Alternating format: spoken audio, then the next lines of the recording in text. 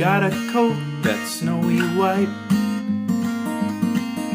It's like she's made of soft moonlight. Turks give her a great delight. She thinks your mom's a bit uptight. Hi there, welcome to Legends, Comics and Books. My name is Gareth Gaudin, I'm the co-owner. We've been here since, November 1992. I think we opened the week that Superman died, and that was kind of the moment when comics sold the most. We've been here for 24 years, love it, all in one location with my partner Lloyd, Chesley, all these years later. This is the cash desk at Legends. It's the command center, and it's the first and hopefully the last thing you see when you visit the store. You can tell right off the front what kind of a store this is. We try to get you a little vision of everything. Here you see above me hanging like streamers are all these beautiful back issues which fill the store from end to end, because we think back issues are an important part of comic collecting still in 2016. And also you can see some of the fine art books, and this over in the corner is the beginning of our alphabetical library of titles. So that's how we arrange things across and around the room. When we enter the store, we see our giant Legends sign by Genevieve Castret, one of Canada's finest comic creators. Her latest graphic novel, Drawn and Quarterly, is a big hit in our store. We've got a whole section of famous authors with their faces out. We've got the Gareth and Grant Morrison section right off the bat. So when people come in, the first thing we want them to see is this, our grand wall, which is all about comics, all it's been and what it can be. On this rack, we have more independent works and everybody's favorite, Star Wars.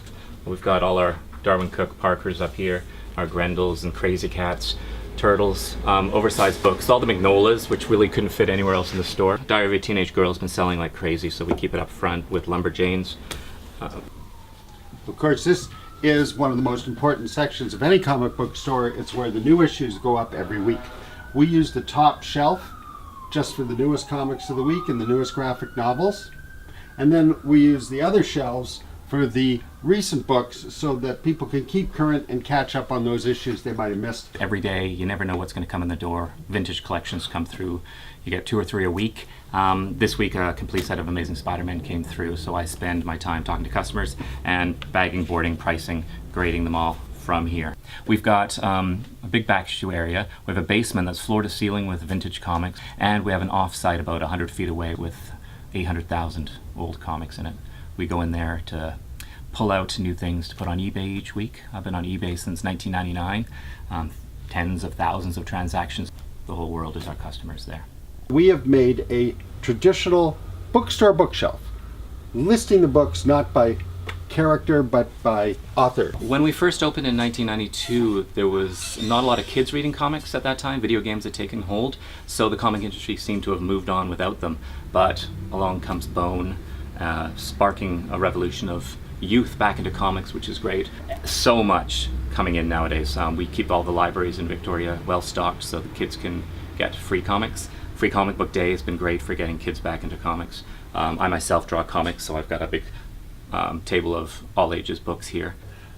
You might have noticed that Gareth and I come from different generations. I like to say I'm Silver Age and he's Bronze Age, and I think the comic collectors somehow harken back to the generation just before. So on this wall you can see that we have the great classics of comics from the past, which in all these wonderful reprints that they're doing these days, and we like to make sure that everybody can find them and find them by the names they know. Just to have more geography to lay it all out, we have these shelves with the newspaper classics. Up here again, some of our prejudices. We have our DC Archives, our Marvel Masterworks, and the other hardcovers that a lot of the companies are printing. Welcome to our multi-purpose comic book room. We have art shows monthly with different cartoonists and artists all over Victoria and Vancouver. We do 3 cartooning classes a week on Wednesday, Thursdays, and Fridays. So I hope that gives you an idea of what Legends, Comics and Books is about, how we like to show things off. And if we can show everybody everything we like about comics, I guess we can be here for another 20 years. She's my pierogi cat.